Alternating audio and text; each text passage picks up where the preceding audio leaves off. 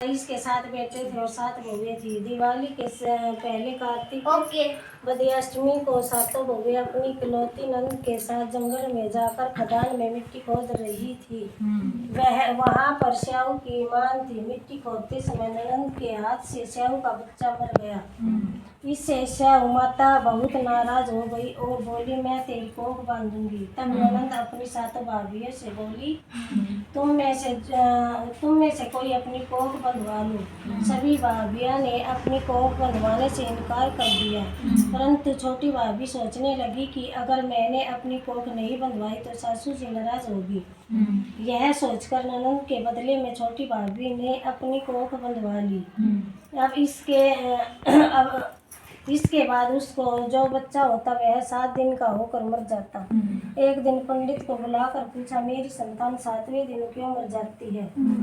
तब पंडित ने कहा, तुम सुरही गाय की सेवा करो। सुरही गाय स्याऊ माता की बायली है, वह में तेरी को खुलवा देगी, तेरा बच्चा जिएगा। अब वह बहुत जल्दी उठकर चुपचाप सुरही गाय के नीचे साफ सफाई कर आती। सुरही गाय ने सोचा, रोज उठकर कौन मेरी सेवा कर रहा है, जो आज देखूंगी। गौ माता खूब सवेरे उठी, क्या देखती है कि साहूकार के बेटे की बहू उसके नीचे साफ सफाई कर रही है। गौ माता उससे बोली, क्या मांगती है? साहूकार की बहू बोली, स्याऊ माता तुम्हारी बायली है और उसने मेरी कोख बांध रखी है, सो मेरी कोख खुलवा दो। गौ माता ने कहा, अच्छा। तो गौ माता समुद्र पार साहूकार की बहू को अपनी बायली के पास लेकर चली। रास्ते में कड़ी धूप थी, वह दोनों एक पेड़ के नीचे बैठ गई। थोड़ी देर में एक सांप आया। उसी पेड़ पर गरुड़ पंखनी का एक बच्चा था। सांप उसको डसने लगा।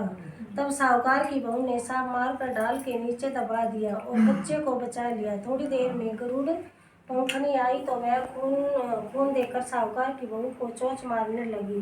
तब साहूकार की बहू ने, मैंने तेरे बच्चे को नहीं मारा, बल्कि सांप तेरे बच्चे के करीब आया था। मैंने तो उससे तेरे बच्चे की रक्षा की है। यह सुनकर गरुड़ पंखनी बोली, मांग, तू क्या मांगती है? वह बोली, 7 समुद्र पार स्याऊ माता रहती है, हमें तो उसके पास पहुंचा दे। तब गरुड़ पंखनी ने दोनों को अपनी पीठ पर बैठाकर स्याऊ माता के पास पहुंचा दिया। स्याऊ माता उनको देखकर बोली, आ बहन, बहुत दिन बाद आई है। फिर कहने लगी, बहन मेरे सिर में जूएं पड़ गई है।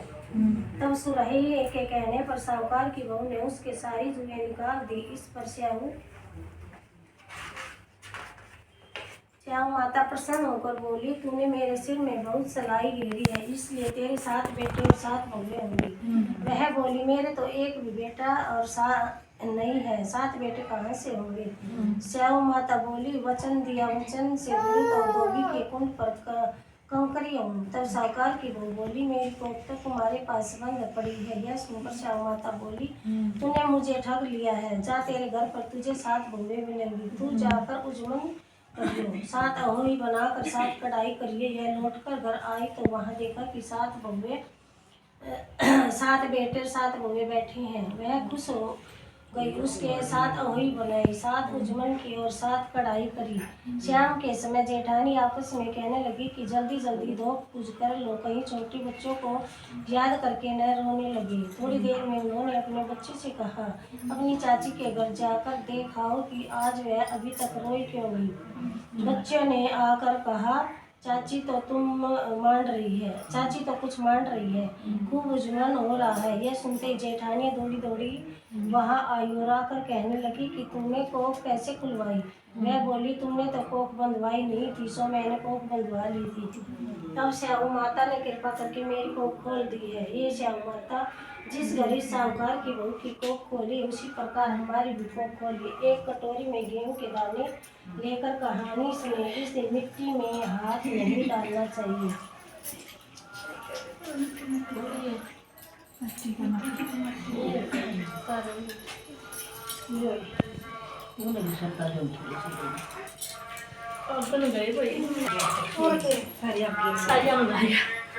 गणेश जी की कहानी। थाली में दे दे चले पास में थाली में दे। गणेश जी महाराज चुटकी में चावल और चम्मच में दूध लेकर घूम रहे थे कि मेरी खीर बना। तो सब मना कर दिया। तो एक बुढ़िया बोली, ला बेटा मैं तेरी खीर बना दूं। और वह कटोरी ले आई। तो गणेश जी बोले कि बुढ़िया माई कटोरी क्यों लेकर लाई हो? टोप लेकर आई। तब बुढ़िया माई टोप लेकर आई तो वह दूध से भर गया। गणेश जी महाराज बोले कि मैं बाहर जाकर आता हूँ, तब तक तू खीर बना कर रखना। खीर बनाकर तैयार हो गई। तब वह बुढ़िया माई की बहू के मुंह में पानी आ गया। वह दरवाजे के पीछे बैठकर खीर खाने लगी तो खीर का एक छींटा जमीन पर गिर गया। इससे गणेश जी का भोग लग गया। थोड़ी देर के बाद बुढ़िया गणेश जी को बुलाने गई तो गणेश जी बोले, बुढ़िया माई तेरा तो भोग लग गया है। जब अब तेरी बहू ने दरवाजे के पीछे बैठकर खीर खाई तो एक छींटा जमीन पर पड़ गया था, सो मेरा तो भोग लग गया। तो बुढ़िया बोली, बेटा अब इसका मैं क्या करूं? गणेश जी बोले, सारी खीर अच्छे से खा पी कर सबको बांट देना और बच्चे तो थाली में डालकर छीके पर रख देना। शाम को गणेश महाराज आए तो बुढ़िया को बोले कि बुढ़िया मेरी खीर। तो बुढ़िया खीर लेने गई तो उस थाली में हीरे मोती हो गई। गणेश जी महाराज ने जैसे धन दौलत बुढ़िया को दी वैसी सबको दी, सब किसी को